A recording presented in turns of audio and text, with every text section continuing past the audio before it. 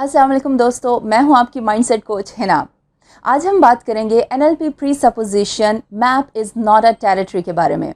अगर आप अपनी सोच बदलना चाहते हैं, कामयाबी के उसूल सीखना चाहते हैं और अपनी ज़िंदगी को बेहतर बनाना चाहते हैं तो मेरे इस चैनल को सब्सक्राइब ज़रूर कीजिएगा और साथ ही साथ बेल आइकॉन को भी दबा दीजिए ताकि आपको मेरी हर नई वीडियो की नोटिफिकेशन मिल सके। सो चलिए बढ़ते हैं अपनी आज की वीडियो की जानिब।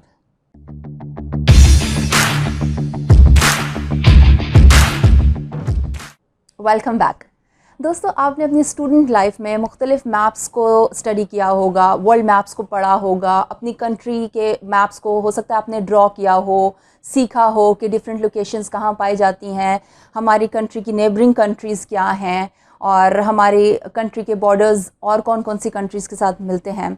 इसी तरह जब हम बड़े होते गए हम लोगों ने देखा कि मैप्स भी बदलते गए, मैप्स भी मॉडिफाई होते गए। अब हम ट्रैवलिंग के लिए जीपीएस यूज़ करते हैं, एक जगह से दूसरी जगह पहुंचने के लिए मैप हमें डिफरेंट लोकेशंस आइडेंटिफाई करके दिखाते हैं।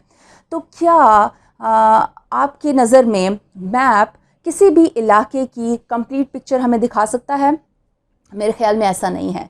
मैप कभी भी हमें किसी भी इलाके का पूरा नक्शा डिटेल में नहीं बता पाता, क्योंकि अगर आप दो इंसानों से कहें कि वो किसी एक इलाके या ये कह लें कि अपनी स्ट्रीट का मैप ड्रॉ करें तो दोनों की रिप्रेजेंटेशन मुख्तलिफ होगी। यूजुअली मैप में इम्पॉर्टेंट प्लेसेस आइडेंटिफाई की जाती हैं, इम्पॉर्टेंट लोकेशंस बताई जाती हैं और जो इम्पॉर्टेंट चीज़ें होती हैं, इररेलेवेंट चीज़ें होती हैं, वो डिलीट कर दी जाती हैं। इसी तरह दोस्तों, हर इंसान के दिमाग में रियलिटी के भी मैप्स बनते हैं। जिस तरह कोई भी इवन बेस्ट से बेस्ट मैप भी परफेक्ट नहीं हो सकता, इसी तरह हमारे दिमाग के अंदर जो रियलिटी की परसेप्शंस बनती हैं वो भी फैक्ट्स नहीं हो सकती। वो हमारे अपने थॉट्स हो सकते हैं, हमारी अपनी अंडरस्टैंडिंग, हमारी अपनी परसेप्शंस तो हो सकती हैं, लेकिन वो फैक्ट्स नहीं हो सकते, जिसका मतलब है वो परफेक्ट नहीं हो सकते। सो आज हमारा मौज़ूए बहस यही है कि वो मैप्स जो हम अपने दिमाग में फॉर्म करते हैं, किसी भी एक्सपीरियंस से रिलेटेड, किसी भी बात से रिलेटेड, किसी भी दूसरे इंसान से रिलेटेड, क्या वो परफेक्ट होते हैं? और अगर नहीं तो फिर हम कैसे अपने मैप्स को इम्प्रूव कर सकते हैं और हमें अपने मैप्स को क्यों इम्प्रूव करने की ज़रूरत है?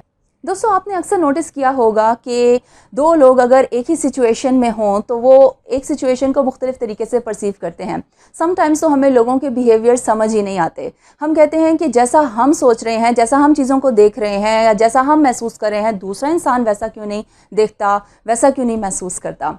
अक्सर आपने देखा होगा कि अगर आप अपने किसी दोस्त के साथ कोई मूवी देख रहे हों तो उस मूवी के बारे में आप दोनों के ख़यालात आपस में मैच ना करें।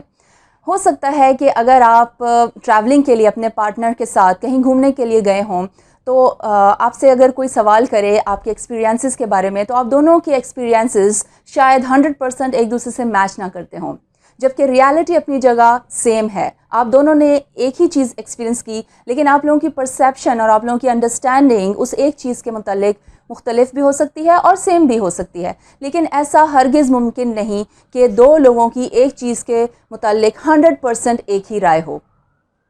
तो सवाल ये उठता है कि हमारे दिमाग में ये मैप्स कैसे बनते हैं? तो दोस्तों, जैसा कि हमें पता है कि हमारे दिमाग में कुछ फ़िल्टर्स हैं जो नेचुरली पाए जाते हैं, जिनको हम डिलीशन, डिस्टॉर्शन और जनरलाइजेशन कहते हैं। मैंने अपनी पुरानी वीडियोस में इन पर डिटेल में बात की है। अगर आप चाहें तो आप इन वीडियोस को देख सकते हैं और मैं डिस्क्रिप्शन में इनका लिंक भी दे दूँगी। दोस्तों, इसके अलावा हम अपने 5 सेंसेस के थ्रू रियलिटी को परसीव करते हैं, लेकिन चूँकि हमारे दिमाग में ये फ़िल्टर्स पाए जाते हैं, हम रियलिटी को फुली एक्सपीरियंस नहीं कर पाते। अमूमन देखने में ये आया है कि हमारा दिमाग लेज़ी बिहेव करता है। हम लोग चीज़ों को एज़ इट इज़ एक्सेप्ट कर लेते हैं। होता ये है कि जब हम किसी नए एक्सपीरियंस से गुज़रते हैं तो हमारे दिमाग में सबसे पहले जो प्रोसेस होता है वो डिलीशन, डिस्टॉर्शन और जनरलाइजेशन का होता है। मींस इंफॉर्मेशन हमारे दिमाग में फ़िल्टर होकर हम तक पहुंचना शुरू कर देती है। फिर नेचुरली हमारा दिमाग पहले से मौजूद इंफॉर्मेशन के साथ आने वाली इंफॉर्मेशन को मैच करता है।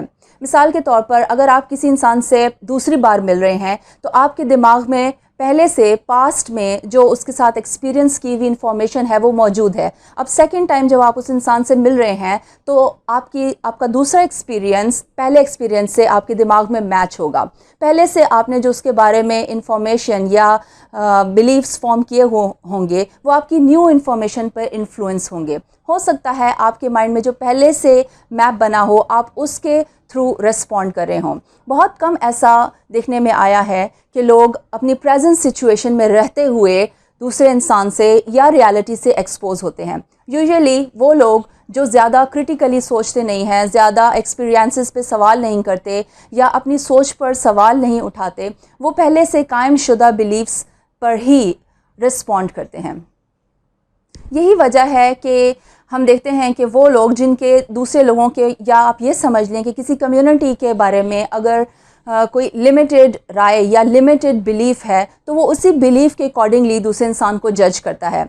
वो ये सोचता है कि इस कम्युनिटी के रहने वाले लोग तो ऐसे ही होते हैं, सो वो अपनी पहले से बेस शुदा लिमिटिंग बिलीफ पर रिस्पॉन्ड करते हुए उस इंसान से रिएक्ट करता है। बहुत कम ऐसा होता है कि वो अपने लिमिटिंग बिलीफ को क्वेश्चन करे या वो चैलेंज करे, लेकिन वो लोग जो कि क्रिटिकली सोचते हैं और अलर्ट रहते हैं और अपनी थिंकिंग को कॉन्स्टेंटली चैलेंज करते रहते हैं और अपने लिमिटिंग बिलीफ्स को क्वेश्चन करते रहते हैं, वो लोग यूजुअली प्रेजेंट एक्सपीरियंस पर रिलाई करते हैं और प्रेजेंट में रहते हुए दूसरे इंसान से रिस्पॉन्ड करते हैं और इंटरेक्ट करते हैं। सो यहाँ सवाल ये उठता है कि दूसरों के मैप को किस तरह समझा जाए। तो दोस्तों, दूसरों से बेस्ट तरीके से इंटरेक्ट करने या बातचीत करने के लिए ज़रूरी है कि हम लोगों को उनके मैप ऑफ द वर्ल्ड में जाकर मिलें। और इसका सबसे आसान तरीका ये है कि हम NLP प्री सपोजिशंस को यूज़ करते हुए सेकंड पोजीशन लेते हुए दूसरों की नज़र से दूसरों के पॉइंट ऑफ व्यू को समझें, दूसरों की नज़र से चीज़ों को देखें, उनकी नज़र से चीज़ों को महसूस करें और समझने की कोशिश करें। तभी हम लोगों के मैप्स ऑफ द वर्ल्ड को समझ पाएंगे, तभी हम उनके बिलीव्स, उनके बिहेवियर्स के पीछे छुपे हुए, उनके एक्शंस के पीछे छुपे हुए उनके ख़यालात, उनके डीप थॉट्स और उनके बिलीव्स को समझ पाएंगे। और जब हम उनके बिलीव्स को समझ पाएंगे तो तब शायद हम उनसे अग्री ना भी करते हों, लेकिन हम they will make more sense to us और हम उन्हें ज़्यादा तरीके से समझ पाएंगे। इसी तरह अगर आप ये समझते हैं कि आपका मैप ऑफ रियलिटी लिमिटेड है और अगर आपको वो सर्व नहीं कर रहा, तो इसका बेस्ट तरीका ये है कि आप अब रीमैपिंग करें। और रीमैपिंग के लिए ज़रूरी है कि आप मेटा मॉडल क्वेश्चंस यूज़ करें। मेटा मॉडल पर भी मैंने डिटेल में 2-3 वीडियोस बनाई हैं, अगर आप चाहेंगे तो मैं डिस्क्रिप्शन बॉक्स में उनका लिंक आपसे शेयर कर दूंगी। आप उन वीडियोस को देखिए, उनको समझिए। ये बहुत यूज़फुल टेक्निक है और इसकी मदद से आप अपने लिमिटिंग बिलीव्स को क्वेश्चन कर सकते हैं, आप अपने बिहेवियर में तब्दीली ला सकते हैं, अब आप अपने थॉट्स को क्वेश्चन कर सकते हैं और उनकी मदद से वो बिहेवियर्स, वो बिलीव्स जो आपको लिमिट करते हैं और आपको सर्व नहीं करते, आप उनको बदल सकते हैं और अपनी रीमैपिंग कर सकते हैं। सो दोस्तों, कहने का मतलब ये है कि हमारी ये कोशिश होनी चाहिए कि हम अपने मैप्स ऑफ रियलिटी को कॉन्स्टेंटली अपडेट करते रहें, उनको एनरिच करते रहें, अपने मैप्स को ज़्यादा से ज़्यादा डिटेल्ड बनाते रहें। उसमें जितनी इन्फॉर्मेशन ऐड होती जाएगी उतनी ही हमारा माइंड एक्सपैंड होता जाएगा, उतनी ही हमारी सोच बड़ी होती जाएगी और हम लोगों को बेहतर तौर पर समझ सकेंगे। दोस्तों, अगर हम कुरान पाक को स्टडी करें तो हम देखेंगे कि कुरान पाक बार बार हमें इनवाइट करता है कि हम गौर करें। अल्लाह ताला कुरान पाक में फरमाते हैं, अफला ततफक्करून, क्या तुम सोचते नहीं हो?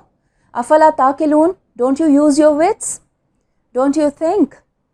चूँकि हम अपने लिमिटिंग बिलीफ्स को चैलेंज नहीं कर पाते, चूँकि हम अपने मैप ऑफ द वर्ल्ड को एज इट इज़ एक्सेप्ट कर लेते हैं और अपने बिहेवियर्स को क्वेश्चन नहीं करते, यही वजह है कि हमें लोगों के बिहेवियर्स समझ नहीं आते, यही वजह है कि हम अपने रिलेशनशिप्स में कामयाब नहीं हो पाते, यही वजह है कि हम दूसरों को जज करते हैं, यही वजह है कि हम चीज़ों पर गौर नहीं करते। सो दोस्तों, नेक्स्ट टाइम अगर आपको कोई प्रॉब्लम दरपेश हो तो आप याद रखिए कि हमारे लिए ज़रूरी है कि हम अपनी फीलिंग्स और थॉट्स को फैक्ट्स की बजाय एज थॉट्स और फीलिंग्स एक्सेप्ट करें। इससे हमारे दिमाग में रेजिस्टेंस कम होगी और हम दूसरों को अंडरस्टैंड करने की पोजीशन में होंगे, दूसरों को फॉरगिव करने की पोजीशन में होंगे और ये समझेंगे कि जिस तरह दूसरा 100% करेक्ट नहीं हो सकता, उस तरह हमारी अंडरस्टैंडिंग में भी बहुत सारे फ्लॉज हो सकते हैं।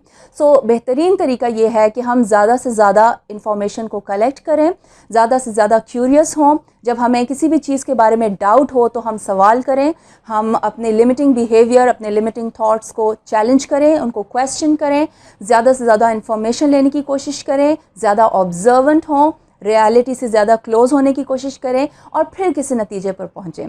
सो आज के लिए इतना ही। मैं मिलूँगी आपसे नई वीडियो में। अंटिल देन, अल्लाह हाफिज़।